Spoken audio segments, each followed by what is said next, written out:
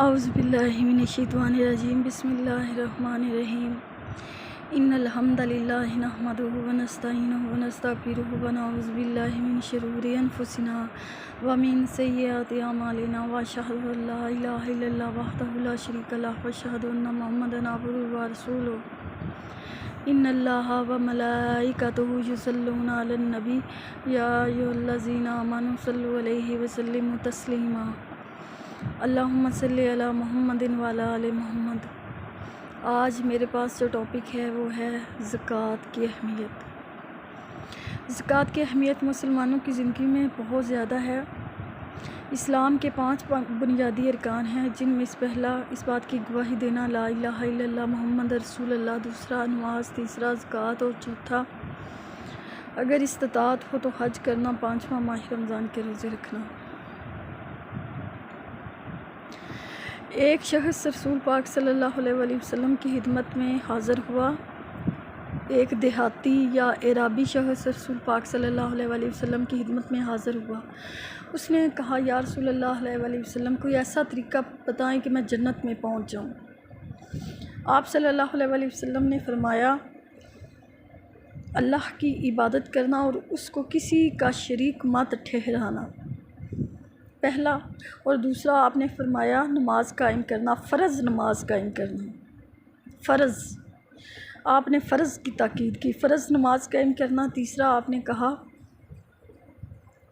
فرض زکوٰۃ دینا اور ماہ رمضان کے روزے رکھنا۔ حج اس وقت تک فرض نہیں ہوا تھا۔ یہ آپ نے 4 باتیں اسے بتائی۔ تو اس نے رسول پاک صلی اللہ علیہ وآلہ وسلم سے کہا یا رسول اللہ صلی اللہ علیہ وآلہ وسلم جو آپ نے باتیں بتائی ہیں نہ میں اس میں کچھ زیادہ کروں گا نہ ان کو میں گھٹاؤں گا۔ جب وہ شخص وہاں سے چلا گیا تو رسول پاک صلی اللہ علیہ وآلہ وسلم نے فرمایا کہ یہ جو شخص یہاں سے گیا ہے یہ جنتی ہے، یعنی کہ اگر کسی نے کسی جنتی شخص کو دیکھنا ہے تو وہ اس شخص کو دیکھ لے جو یہاں سے گیا ہے۔ یعنی کہ فرض نماز کے ساتھ ساتھ فرض زکوٰۃ بھی دینا بہت ضروری ہے۔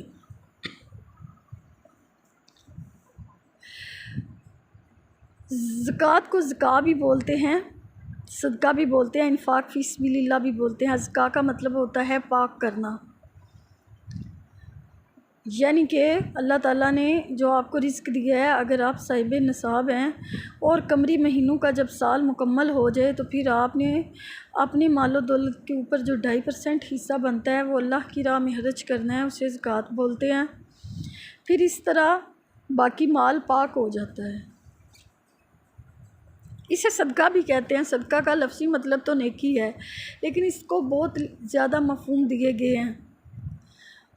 ایک حدیث ہے، سید رسول پاک صلی اللہ علیہ وآلہ وسلم نے فرمایا سبحان اللہ کہنا بھی صدقہ ہے، اللہ اکبر بھی کہنا صدقہ ہے، الحمدللہ کہنا بھی صدقہ ہے، لا الہ الا اللہ کہنا بھی صدقہ ہے، اور رستے سے کوئی تکلیف دہ چیز ہٹا دینا بھی صدقہ ہے، کسی کو نیکی کا حکم دینا بھی صدقہ ہے، کسی کو برے کام سے منع کرنا بھی صدقہ ہے۔ تو صدقہ کافی چیزوں کو کہتے ہیں۔ صدقہ کسی سے اچھے طریقے سے بات کرنا بھی صدقہ ہے، اپنے گھر والوں سے اچھی طریقے سے بات کرنا بھی صدقہ ہے۔ یہ پنجابی لوگ جو ہے نا اکثر کالا مرغا یا کالا بکرا بھی دیتے ہیں اللہ کی راہ میں، تو وہ جس کے لیے دیتے ہیں کسی کی بلائیں ختم ہو جائیں، کسی کا ہاتھ لگوا کے دیتے ہیں، نہ بھی لگوائیں تو اس میں حرج نہیں ہے، وہ اس کو بھی صدقہ بولتے ہیں۔ تو صدقہ کافی چیزوں کو بولا جاتا ہے۔ رمضان کے مہینے میں جو آخری عشرے میں ایک صدقہ الفطر وہ بھی واجب ہے، وہ بھی دیا جاتا ہے، اس کو بھی صدقہ بولتے ہیں۔ عید الاضحیٰ پہ جو آپ قربانی کرتے ہیں اسے بھی صدقہ بولا جاتا ہے، لیکن جو زکوٰۃ ہے نا اس کو بھی صدقہ بولتے ہیں۔ یہ صرف آپ مسلمانوں کو دے سکتے ہیں، غیر مسلموں کو نہیں دے سکتے۔ ہاں البتہ قربانی کا گوشت آپ چاہیں عیسائیوں کو دے سکتے ہیں، ہندوؤں کو دے سکتے ہیں، اس میں کوئی حرج نہیں، لیکن یہ زکوٰۃ جو ہے وہ صرف آپ مسلمانوں کو دے سکتے ہیں۔ ٹھیک ہو گیا۔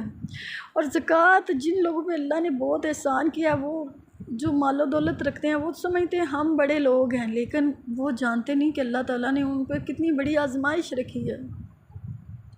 یہ شر ہے، یہ فتنہ ہے جو آپ کے پاس دولت موجود ہے، کیونکہ اس کے اوپر آپ کو زکوٰۃ دینی پڑے گی۔ 100 میں سے 2.5 روپے دینا تو بہت ایزی ہیں، ٹھیک ہو گیا۔ اسی طرح 10,000 میں آپ 250 دے سکتے ہیں آرام سے، 1 لاکھ میں آپ 2,500 بھی آرام سے دے سکتے ہیں، لیکن اس سے آگے پھر بہت مشکل ہوتا ہے۔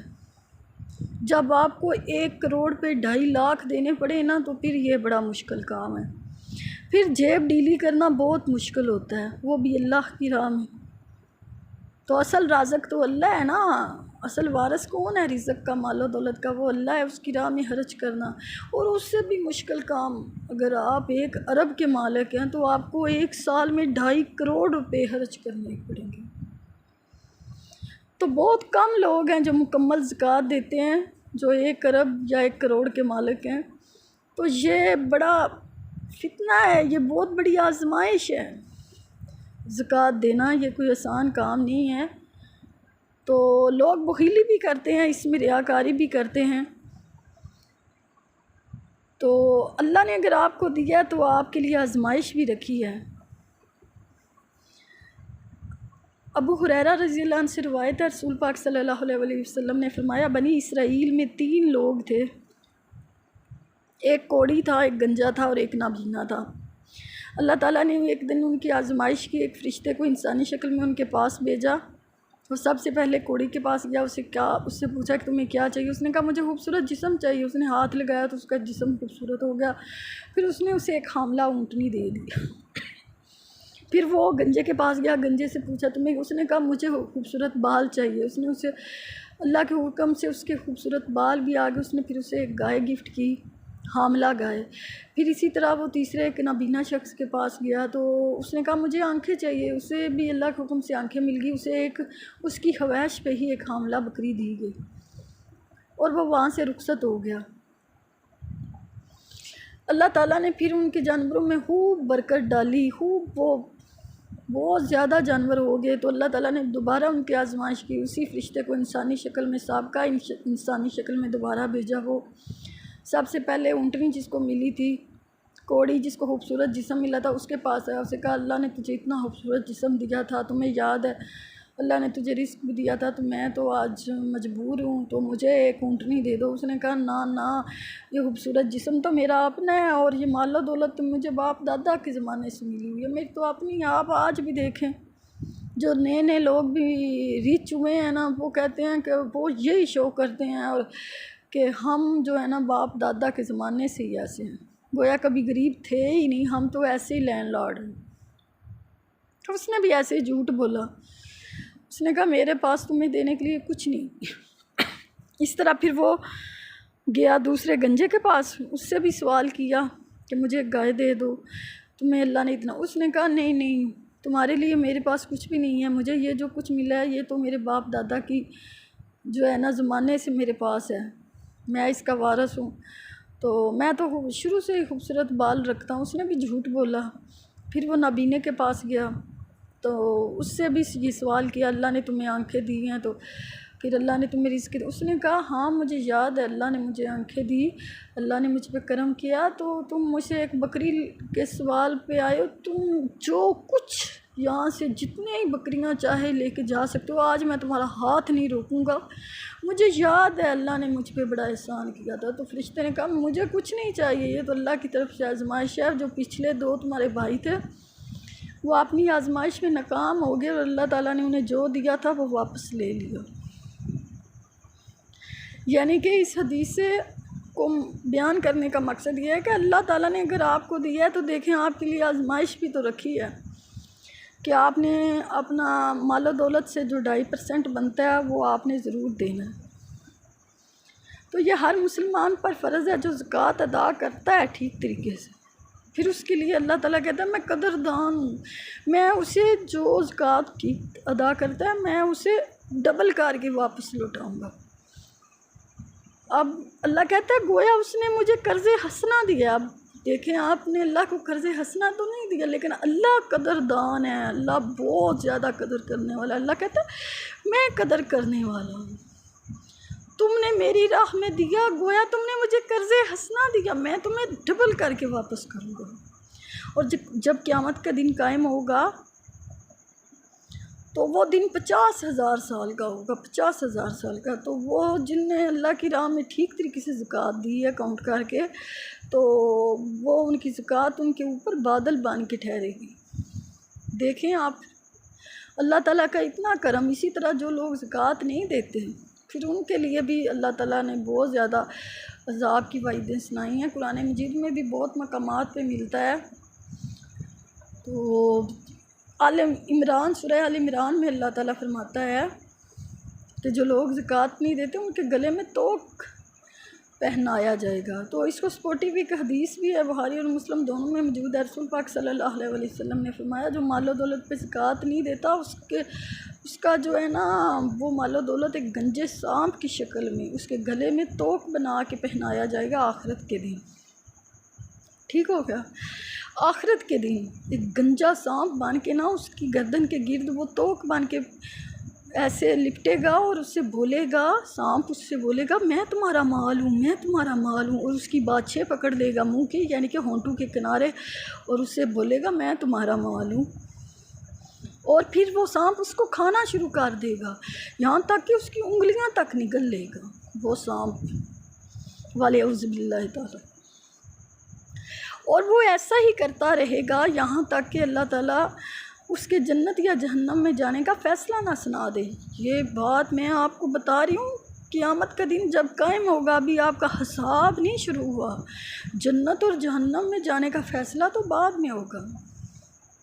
ویسے تو آخرت کا عمل جب آنکھیں بند ہوتی ہیں تو شروع ہو جاتا ہے، بلکہ میں یہ کہوں گی کہ ابھی آپ کی آنکھیں کھلی ہوتی ہیں، آپ پہ وقت نزا ہوتا ہے تو آخرت کا عمل شروع ہو جاتا ہے۔ جو روح جو ہے نا جو اچھا انسان ہوتا ہے تو فرشتوں کی پوری جماعت آتی ہے، اس کو عزت سے لے کے جاتی ہے اس کی روح کو، اور جس نے حقوق العباد اور حقوق اللہ پورے نہیں کیے ہوتے تو وہ انسان جو ہے نا اس کے منہ پہ فرشتے ہتھوڑے مارتے ہیں، اس کی پیٹھوں پہ مارتے ہیں، یعنی کہ وقت نزا میں ہی جو ہے نا آخرت کا عمل وہ سزا شروع ہو جاتی ہے۔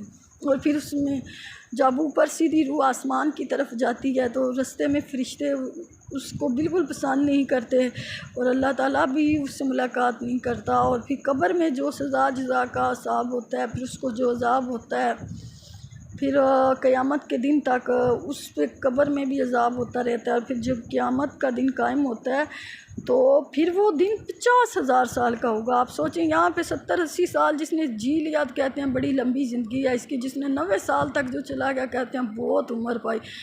90 سال کو ہم بہت زیادہ زندگی کہتے ہیں، 90 سال کو جینا، تو وہ دن جو 50,000 سال کا وہ کتنا بڑا ہوگا۔ تو رسول پاک صلی اللہ علیہ وسلم سے صحابہ نے سنا تھا کہ جو غریب صحابی ہیں میرے وہ امیر صحابہ سے 40 سال پہلے جنت میں چلے جائیں گے۔ تو عبداللہ بن عمر ہمیشہ غریب صحابہ کے ساتھ بیٹھا کرتے تھے 40 سال پہلے، یعنی اتنا بڑا دن۔ آپ سوچیں کہ 50,000 سال کا دن کتنا بڑا ہوگا، آپ سوچ بھی نہیں سکتے۔ تو ابھی قیامت کا دن قائم ہوا ہے تو عذاب وہاں پہ بھی آپ کے ساتھ عذاب ہو رہا ہے۔ جو سونے چاندی پہ زکوٰۃ نہیں دے گا وہ جہنم کی آگ میں وہ سونا چاندی خوب پگھلے گا، خوب پگھلے گا، اس کی تختیاں بنیں گی، اس کی پیشانیوں پہ داغے جائیں گی، تختیاں لگیں گی اس کے پہلو پہ، اس کی پیٹھوں پہ، اور اس طرح لگیں گی کہ اگر چہرے پہ تختی لگے گی نا تو وہ سر سے نکلے گی، سینے پہ لگے گی تو پیچھے بیک سائڈ سے وہ نکلے گی تختی، ایسے ان کو داغے جائیں گے ان کے جسم سونے چاندی سے۔ وَلَعُوذُ بِاللَّهِ تعالیٰ اللہم اجرنا من النار۔ تو کتنا مشکل معاملہ ہے، یہاں پہ تو سونے چاندی سے خوب دل لگائے بیٹھے ہیں نا، جس کے پاس 15 تولے بھی سونا ہے، 7.5 تولے پہ سونے پہ زکوٰۃ فرض، اس کے 15 پہ وہ کہتے ہیں نہیں وہ اس پہ زکوٰۃ فرض نہیں ہوتی، ہمارے 3 بچے ہیں تو ہم نے 5 تولے جو ہے تینوں کو دے دیا ہے، تو یہ پھر 7.5 پہ ہے، تو ابھی بچے چھوٹے ہیں تو زکوٰۃ سے بچنے کے لیے وہ عذر بیان کرتے ہیں۔ تو اللہ تعالیٰ تو نیتیں دیکھتا ہے نا، نیت کے جس کی نیت اچھی ہے اس کو اجر ملے گا نا، تو یہ زکوٰۃ پھر سونے چاندی کی نہ دیں گے تو پھر یہ حال ہوگا۔ صحابہ نے پوچھا یا رسول اللہ صلی اللہ علیہ وسلم جو اونٹوں کی زکوٰۃ نہیں دیتا، آپ صلی اللہ علیہ وسلم نے فرمایا اونٹوں کی زکوٰۃ جو نہیں دیتا، جب قیامت کا دن قائم ہوگا تو اس کے سارے اونٹ بہت فربا صحت مند حالت میں سامنے لائے جائیں گے، اس شخص کو اوندے منہ لٹایا جائے گا، وہ اونٹ ایک آئے گا اس کو کچلے گا، اس کو کاٹے گا چلا جائے گا، پھر دوسرا اونٹ آئے گا، پھر وہ بھی اس کے ساتھ ایسے ہی کرے گا، ایسے باری باری اونٹ آئیں گے، جب ختم ہو جائیں گے پھر شروع سے پہلے نمبر والا اونٹ آئے گا، اور یہ سلسلہ 50,000 سال تک رہے گا، یہاں تک کہ اس کے جنت یا جہنم میں جانے کا فیصلہ نہ ہو جائے گا۔ پھر آپ صلی اللہ علیہ وآلہ وسلم نے گائے کے بارے میں بھی ایسا کہا جو گائے کی زکوٰۃ نہیں دیتے۔ پھر آپ صلی اللہ علیہ وآلہ وسلم نے بکریوں کے بارے میں بھی ایسا کہا۔ تو آپ سوچیں کہ وہ دن کتنا بڑا ہے، کتنا مشکل ہے قیامت کا دن، جب آپ لوگ اگر زکوٰۃ نہیں دیں گے تو آپ کے ساتھ ایسا حال ہوگا۔ تو زکوٰۃ دینا بہت مشکل کام ہوتا ہے، جو زکوٰۃ دیتے ہیں اس کا باقی مال پاک ہو جاتا ہے۔ آپ صلی اللہ علیہ وسلم نے فرمایا زکوٰۃ بھی وہ قبول ہے جو رزق حلال سے ہو۔ تو ایک شخص آئے گا جس کے سر کے بال بھی بڑی پراگندہ بال اس کے سر کے، اور بڑے وہ گرد آلود کپڑے، وہ ہاتھ بلند کر کے اٹھا کے کہتا ہے یا رب یا رب یا رب یا رب مجھے بخش دے۔ تو اللہ کہتا ہے میں اس کی دعا کیسے قبول کر لوں، جبکہ اس شخص کی تربیت ہی حرام رزق سے ہوئی ہے، اس نے کپڑے جو پہنے ہیں وہ بھی حرام رزق سے ہیں، اس نے جو کھانا بھی کھایا ہے وہ حرام رزق سے ہے۔ تو حرام روزی جو ہے نا وہ پاک نہیں ہو سکتی، چاہے آپ اس میں کتنے بھی کلمے پڑھائیں، جتنی بھی زکوٰۃ دیں، وہ حرام ہی رہے گی۔ تو کوشش کرنی چاہیے کہ انسان تھوڑا کھا لے تو اس کے حلال کھا لے۔ تو جو غریب لوگ ہیں نا، اللہ تعالیٰ فرماتا ہے اگر وہ ایک نوالا بھی دیں گے نا تو میں اس ایک نوالے کو بھی نا احد پہاڑ کے برابر کر دوں گا، اس ایک نوالے کا سب دیکھیں نا۔ پھر اللہ فرماتا ہے کہ وہ دن جب قیامت کا قائم ہوگا پھر نیکیاں گنی نہیں جائیں گی جناب، نیکیاں تولی جائیں گی۔ ہو سکتا ہے ایک شخص نے کئی کروڑ روپے زکوٰۃ دی ہو، کئی ارب زکوٰۃ دی ہو، اور ایک سائڈ پہ ایک شخص نے صرف اللہ کی راہ میں کسی کو ایک گلاس پانی پلایا ہو، کسی کو ایک نوالا کھلایا ہو، ایک ٹائم کا کھانا کھلایا ہو سکتا ہے وہ نوالا وہ ایک پانی کا گلاس وہ کئی ارب زکوٰۃ دینے پہ بھاری پڑ جائے، کیونکہ نیکیاں تو تولی جائیں گی نا، گنی نہیں جائیں گی۔ تو اکثر لوگ یہ بھی کہتے ہیں کہ اللہ نے فلاں فلاں کو اتنا زیادہ دیا، وہ اللہ کی راہ میں خرچ کرتے ہیں، جنت کماتے ہیں، ہم غریب لوگ نہیں۔ اللہ کہتا ہے میں نیکیاں گنوں گا نہیں، تولوں گا۔ اللہ کی راہ میں صدق نیت سے، کوئی صدق دل سے آپ کسی کو ایک گلاس پانی کا پلا دیں، کسی سے اچھے طریقے سے بات بھی کر لیں، تو وہ نیکی جو ہے اس کا بھی وزن بہت زیادہ ہے۔ تو زکوٰۃ آپ کو ضرور ادا کرنی ہے، جو صاحب نصاب لوگ ہیں ان کو زکوٰۃ ضرور ادا کرنی چاہیے۔ رسول پاک صلی اللہ علیہ وسلم نے فرمایا تھا میری امت کا جو ہے نا فتنہ وہ مال ہے۔ تو مال کو اللہ تعالیٰ نے آزمائش تو رکھا ہے نا، اس سے پھر انکار تو ممکن نہیں ہے۔